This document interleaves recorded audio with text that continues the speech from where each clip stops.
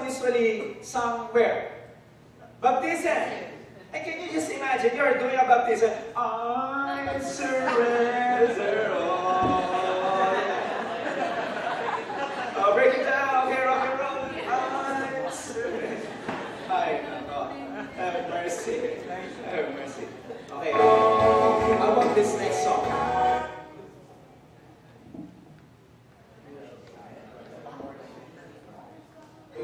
Please don't throw any tomatoes here. How about that song? And I simply okay, what's the problem of the song? Okay, what's the problem of the song? Okay, is it just the rhythm? Is just the instrument? I'd like you to notice that even the lyrics itself, the way it's also sung, has a problem. Let's try this. Okay, listen carefully. Discern it very well how the song goes. Okay, when the music fades, all is stripped away. Let me try to cut that. And it's simply come. Okay? Then, longing just to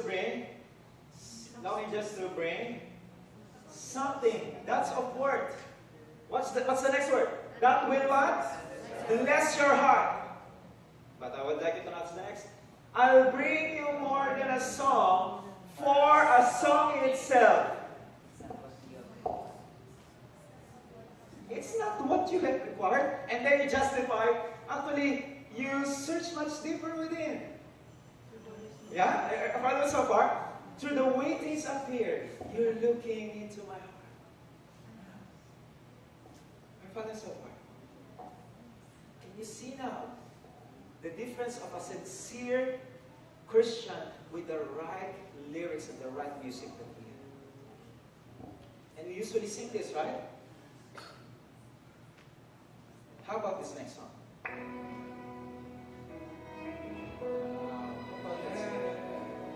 Actually, I really love this song. But there's no problem in the song. There's just things that we need to, what they call this one, to rectify. It's very solid. It's about the voice. How many of you are familiar with the song?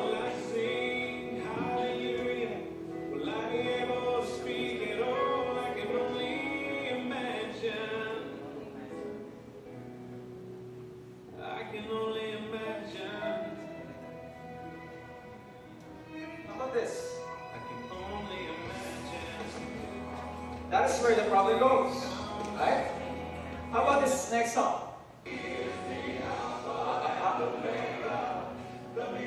Actually, I'm not condemning the people, I'm not condemning the singers, but the songs. These are good music, but I would like to notice. And then later on, it will be.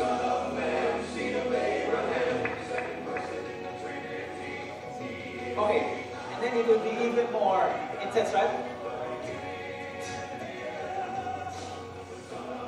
And then later on, you will notice that it will be even more intensified, right? Something like that. Okay, it gets even worse. How about this? What's the... Somebody's singing. Is this a gospel song now? I'm not condemning the people, right? But the way the music influenced them, we really need to take care. How about this? Why it's that song? No, that's that song. What's the problem with that song? When it goes to the second stanza, you already have the wrong rhythm in it. Okay, let me just stop there. And let's go with this concept. Actually, those things that we have learned will always go back with this scenario. It's only this scenario when Cain and Abel offered their sacrifices to God. In Genesis 4 verse 5 it says, but unto Cain and to his offering, he has not what? Respect. Who did not respect him? God did not respect him, and Cain was very wroth, and his countenance fell. Now let me put it this way, millennials. Not because you're sincere, it will always be right. Not all sincerity are right. But when your sincerity would be right, that is appropriate. It's equally important to know where to stand and to stand on what we know. I would like you to see this. Paul, when he was still Saul, he is sincerely killing Christians. But is it right? No. Remember Aaron and the Israelites? They offered their what? They offered all their offerings to the golden calf, and then they said, tomorrow is a feast for who? The Lord. Not because you are sincere, it will always be right. God searches the heart. Yes, it did, but it needs to be appropriate as well. It needs to be congruent of what we are saying, or what we are singing, and what our heart have. Now, let me also put it this way. Sometimes, when our songs are not acceptable to God, we become so wrong. Right? We usually go like this, Lord, why did you not accept my worship? Why did you not accept my music? It's sincere. Sorry, Rovel. That's not appropriate for reverence minor. But not because it is reverence and you will just go with a clang, clang, clang, okay? You need also to go with the happy music. You need to go with the right kind of music. That's why the Seventh-day Adventist Church has given guidelines, philosophy of music as guidance for us. Are you familiar with these guidelines? That's why we fail to understand where to stand on music. Now let's go. There are 9 guidelines. These are the SD Philosophy of Music Guidelines 2004. And I don't know if in 2009 they already have revised it, but most probably they usually revise it 5 years. But this is the latest. It goes like this. Voted to approve as guidelines the document as Seventh-day Adventist Philosophy of Music, which reads as follows. And I just given titles of it, but ponder upon the words if they are given. First one, it should be what? Glorifying God. All music the Christian listens to, performs, or composes, whether what? Sacred or secular, should glorify God, as is found in 1 Corinthians 10:31. This is the overriding principle. Anything that cannot meet this high standard will weaken our experience with the Lord. Now, let me go with this. Usually we say, God's standard is too high. But actually, God's standards are not too high. Our love for Him are just too low. We need to progress. We need to escalate on our love to God. We need to meet what would glorify God. Next one. Noblest and best. Basically, you need to go back with Philippians 4:8. If you wanted to have a guidance of music, go with Philippians 4:8. And I assure you, you will never be wrong on this. Okay? As followers of Jesus Christ who hope and expect the joy that heaven requires, we view life on this earth as preparation for and foretaste of the life to come. So if you are singing the world's music right now, is it preparing you for the world to come? Our music should always prepare us for the world to come. Number 3. By the way, maybe I could just give you the slides afterwards. Okay, it says here, promotes balanced growth. What does it mean? It is characterized by quality, balance, appropriateness, and authenticity. Music fosters our spiritual, psychological, and social sensitivity, and our intellectual growth. So it should go accordingly. It should go congruently with those things. Number 4, it should be what? Holistic. This is what I am so much inspired with the Adventist Church, because we teach holistic principles. We have the physical, we have the principles of the social, we have the principle of what?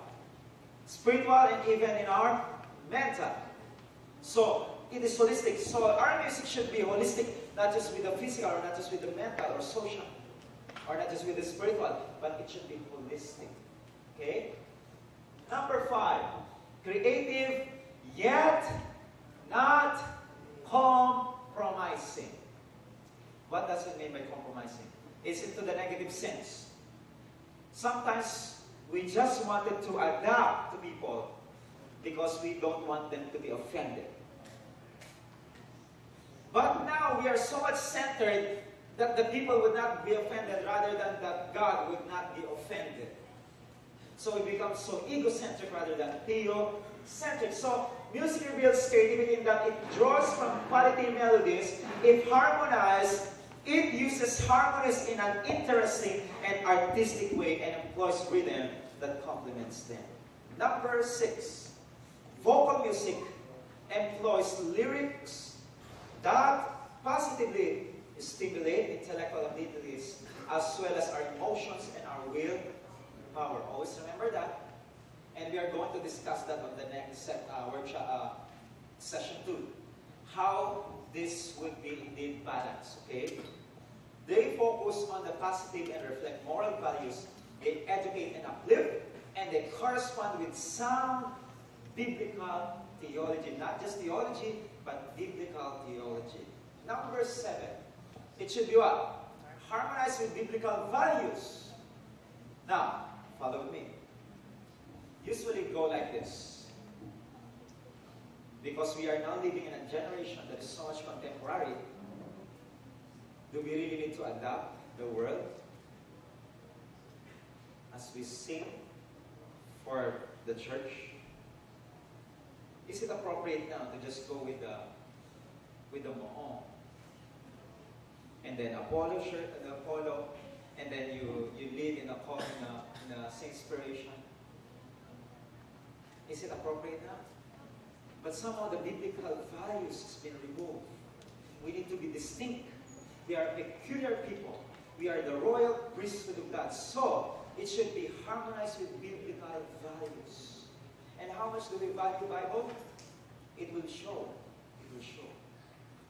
But always remember, it should always be harmonized with biblical values. Number 8, judiciously balanced.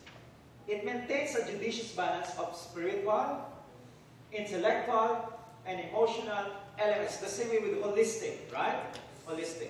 Now, this is where we usually have a problem, the number 9.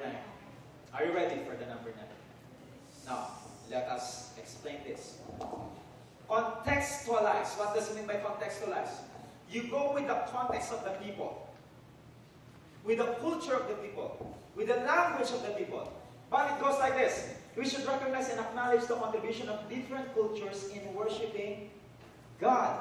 Yes, we have a lot of cultures and traditions. Musical forms and instruments vary greatly in the worldwide Seventh-day Adventist family.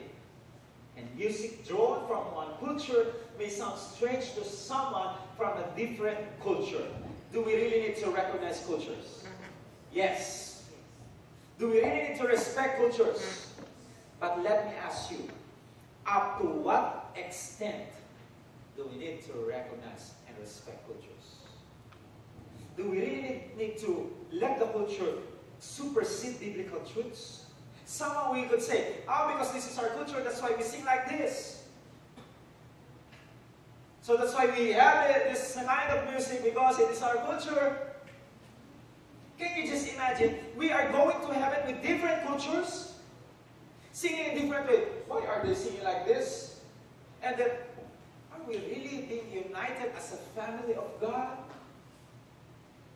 Now let me give you a concrete example for this. Music is a language that can be understood by everyone. Now, who among you here have heard a baby cry? What does it mean? Hungry. What more? Hunger. Then hunger. What more? Sleepy. Hurt.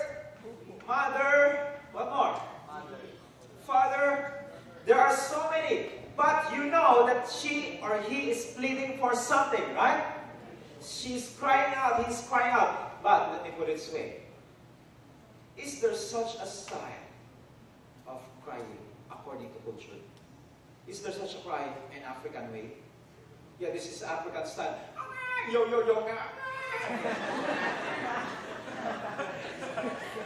Rapper pala, sorry. How about you make it a Chinese style cry? How would that be? I don't know. How would that be? So, how about the Filipino style? Cry for more. Cry for more. Ganun ba? Ano ba? Are you following so far? That each time the baby cries, it is a language that could be understood by people, but there's no such thing as a cultural style of crying. So the same way with our music, yes, we have cultures, we are from different countries, but there's no such thing as different cultures of music. We need to go with one culture, and that is heavenly culture. You follow so far? That's why.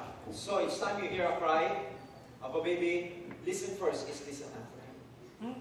Is this Korean? Is this an Indonesian? Is this a Malaysian? Is it a Filipino? Okay, then I will attend. It's a Filipino, so I can understand. No. It should be understood by everyone. Okay? Are you following so far? So the same way with our music. Now, don't you know that the church stands here? This is what the church is standing for. In Seventh-day Adventist Church in page 144, we should exercise how many care? How much care? Great care in the choice of music in our homes. Why in our homes first? Because it's the basic structure of a community. Okay? It's a basic element of community. So we need to exercise great choice in our music, in our homes, social gatherings. Have you heard it right? Social gatherings. What again? Social gatherings. How is our songs now in our social gatherings? We go so much blessed with the divine worship and the AY. And then when we go with the social night, where's now the solemnity or the... Have we just gone to the Sabbath worship? And now, it is if that there's difference. Okay, let me ask you this way. What is the difference when you play religious music on Sabbath day and on the weekdays? Is there a difference? Yes? You're more blessed with when it's the Sabbath. But on the weekdays, it is blessed. But there's more blessed in the Sabbath. How about playing worldly music on the weekdays and playing worldly music in the Sabbath day? It's appropriate with the weekdays, but on the Sabbath day, okay, turn it off now, it is for the religious music. Is this supposed to be? What is the difference? There is none. As if our worship should always be on Saturday only. No, it should be every day. So we usually go like this. Okay, now the time is running out. Okay, it's already 5:59, 10, 9, 8. Okay, we need to turn off now our radio. And now, play religious music. Holy, holy. Now it's the Sabbath day. And then on the Saturday evening, okay, 10, 9, 8, we can now play our worldly music. Oh, goodness. Oh, goodness. Okay, so everyone so far, it should not be like that. Every day is a worship of God. Every music we do is a worship for God. That's why it says here we should exercise great care in the choice of music in our homes, social gatherings, schools, and churches. Any melody partaking of the nature of jazz, rock, and their related hybrid forms, or any language expressing foolish or trivial sentiments will be shunned. Why? Can you read it with me? Ready, go. To hear music is to respond to it. It enters our being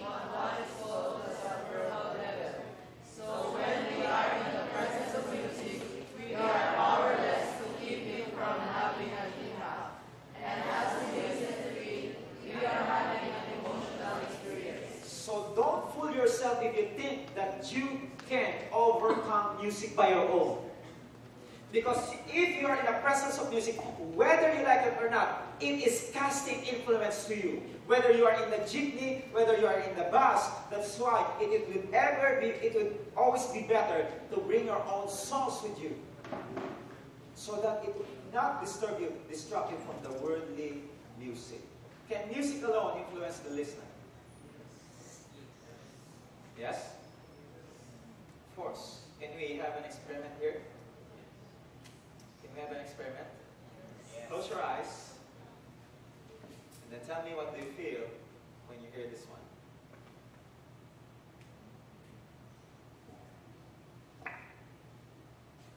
You heard something?